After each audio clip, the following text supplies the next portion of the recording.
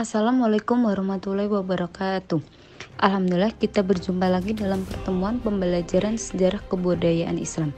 Kali ini kita akan membahas materi sejarah kebudayaan Islam masuk di Indonesia. Sebelum kedatangannya Islam, pada abad ke-15 dan 16 di wilayah Nusantara terjadi perubahan sosial yang luar biasa. Perubahan sosial itu terjadi disebabkan oleh persebaran agama Islam beserta sistem politiknya, yang ditandai dengan adanya perubahan keyakinan keagamaan dari masa kejayaan Hindu-Buddha ke masa perkembangan agama Islam. Perubahan-perubahan tersebut dilatar belakangi sebagai faktor diantaranya letak geografis, keyakinan masyarakat, perekonomian, pemerintahan, dan kesenian dan sastra. Gambaran kondisi, situasi, dan kondisi wilayah Indonesia sebelum kedatangan agama Islam antara lain. 1. Letak geografis. Keberadaan dua musim di Indonesia memberikan pengaruh yang kompleks pada berbagai aspek kehidupan penduduk. Pertanian, pelayaran, dan perdagangan erat hubungannya dengan musim. Yang kedua, yaitu keyakinan. Sebelum kedatangannya Islam, masyarakat Indonesia sudah menganut agama dan kepercayaan yang berbeda-beda dalam kehidupan. Agama yang berkembang saat itu adalah agama yang berpusat pada kepercayaan adanya dewa-dewa. Dalam melaksanakan pemujaan terhadap dewa-dewa dibuat artefak keagamaan berupa bangunan atau relik. Agama Hindu-Buddha berkembang pada masa kerajaan Majapahit, ditandai dengan bangunan candi yang terbesar di beberapa wilayah dengan arca-arcanya.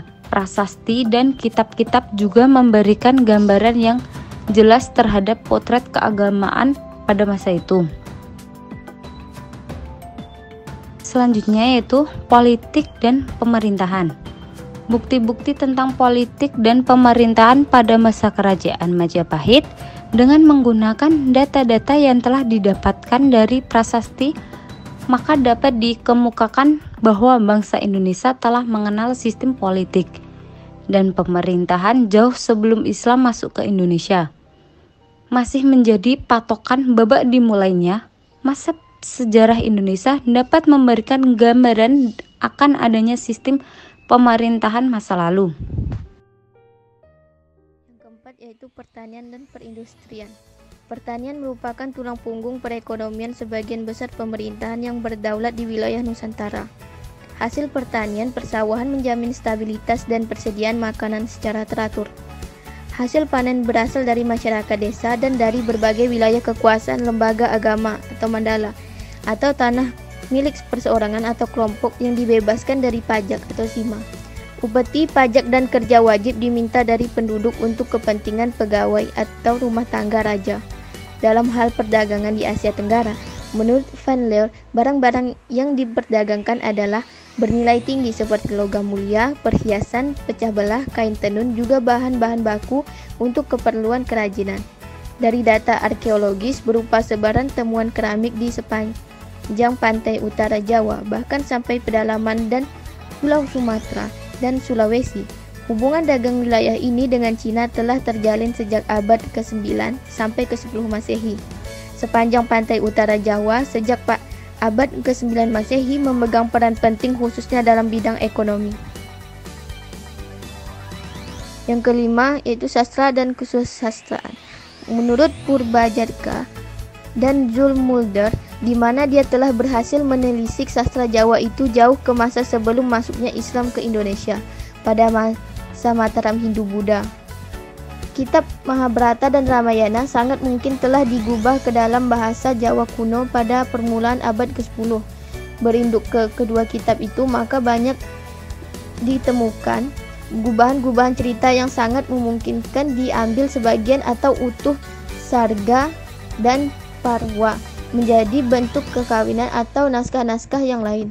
Bahkan seringkali naskah-naskah tersebut disesuaikan dengan kemuliaan yang ingin didapatkan oleh raja yang berkuasa ketika naskah itu digubah. Tiap-tiap daerah ditemukan deretan naskah-naskah yang sangat penting sebagai sumber sejarah. Ada cerita Parahayangan, Pararaton, Sutasoma, Nagara Kartagama, Arjuna Wihama, dan masih banyak lagi naskah dan kitab yang lain. Ada 3 teori kapan dan dari mana Islam disebarkan di Indonesia, di Nusantara ini. Mari kita bahas satu persatu dari teori-teori tersebut. Pertama, kita bahas yang pertama yaitu teori Gujarat. Nah, teori Gujarat mengatakan bahwa Islam masuk ke Nusantara pada abad ke-15 Masehi dan penyebarannya berasal dari Gujarat, India bagian barat yang berdekatan dengan Arab. Siapa sangka teori ini menjadi kondang yang diajarkan di sekolah-sekolah, bahkan menjadi rujukan bagi pendidikan di negeri ini. Pasalnya, para pelopornya bukan main, mereka adalah kebanyakan dari profesor-profesor Belanda. Nah, teori ini muncul seiring dengan penjajahan yang dilakukan oleh Belanda di Nusantara.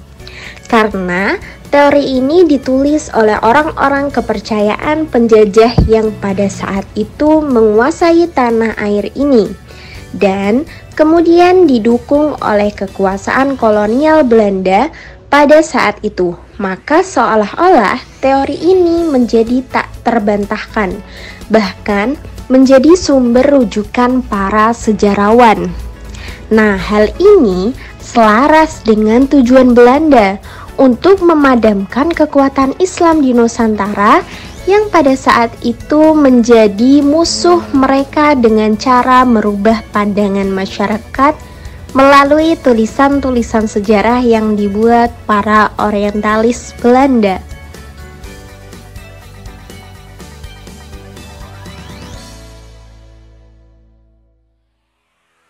Pelopor terkenal teori ini adalah Profesor Dr. Christian Schokholgrens.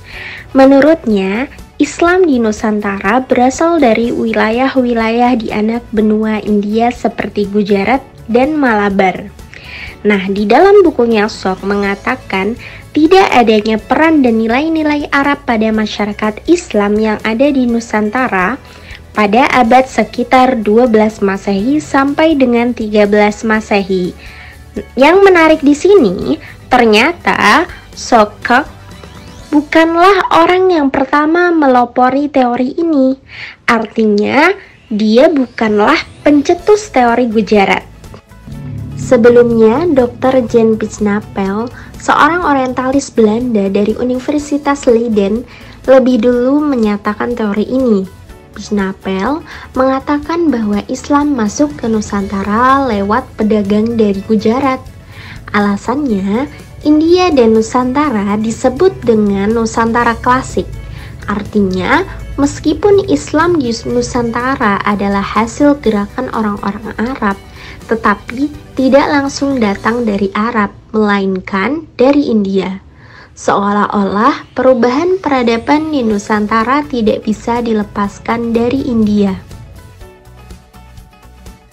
Perbedaan pendapat antara Schok dan Bijnapel ialah Bijnapel masih berpendapat Islam di Nusantara meskipun berasal dari India tetapi masih dibawa oleh orang-orang Arab, sedangkan Schok menolak dari orang Arab. Kemudian, seorang orientalis Belanda yaitu J.P. Mokut, ia berargumen bahwa batu nisan Sultan Malik As-Soleh yang wafat pada tanggal 17 Zulhijjah 831 Hijriyah atau 1297 Masehi di Pasai, dan batu nisan Maulana Malik Ibrahim yang wafat pada tahun 1419 di Gresik memiliki bentuk yang sama dengan yang terdapat di Kambai, Gujarat. Oleh sebab itu, Mokut menyimpulkan batu nisan itu diimpor dari Gujarat atau dibuat oleh orang Gujarat atau juga orang Indonesia yang telah belajar kaligrafi khas Indonesia. Alasan lain menurutnya ada kesamaan mazhab Syafi'i antara Muslim di Nusantara dengan Muslim di Gujarat. Tidak seperti pendapat sebelumnya, Mokut cenderung menekankan asal Islam yang ada di Nusantara itu berdasarkan bukti batu nisan. Oleh karena bukti-bukti yang digunakan teori Gujarat ini berdasarkan pada peninggalan batu nisan, maka teori ini juga disebut sebagai teori batu nisan. Selanjutnya, teori Persia. Teori ini dipelopori oleh Husain Jayadiningrat. Beliau berpendapat bahwa tradisi dan kebudayaan Islam di Indonesia memiliki persamaan yang ada di Persia atau Iran sekarang. Nah, teori ini memiliki persamaan dengan teori Gujarat. Bedanya, di dalam teori Persia memandang adanya persamaan mazhab yang ada di Indonesia dengan yang ada di Persia. Semisal tradisi peringatan 10 Muharram atau tradisi budaya Islam Persia yang juga mirip serupa dengan tradisi yang ada di Nusantara.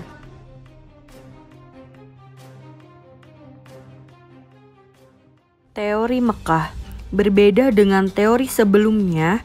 Teori Mekah muncul sebagai sanggahan atas teori Barat. Haji Abdul Muhammad Karim Amrullah atau Buya Hamka adalah tokoh yang memperkenalkan teori ini. Menurutnya, motivasi awal kedatangan orang Arab tidak dilandasi oleh nilai-nilai ekonomi semata, sebab dalam pandangan Buya Hamka, jalur perdagangan antara Nusantara dengan Arab telah berlangsung jauh sebelum Masehi. Penyebaran Islam ke Nusantara didorong oleh motivasi spirit penyebaran agama Islam atau dakwah. Buya Hamka malah curiga terhadap prasangka-prasangka penulis orientalis barat yang cenderung memojokkan Islam di Nusantara. Buya Hamka menolak anggapan bahwa Islam dibawa oleh pedagang dari Gujarat, India pada abad ke-13 Masehi. Menurut Buya Hamka, Islam sudah ada di Nusantara sejak abad ke-7 Masehi atau tahun-tahun awal Hijriah, dibawa oleh bangsa Arab khususnya dari Mekah. Salah satu bukti teori Mekah ini adalah naskah kuno dari Cina yang menyebutkan sekelompok bangsa Arab telah bermukim di kawasan pantai barat Sumatera, tepatnya di Barus, Tapanuli Tengah, Sumatera Utara pada tahun 625 Masehi.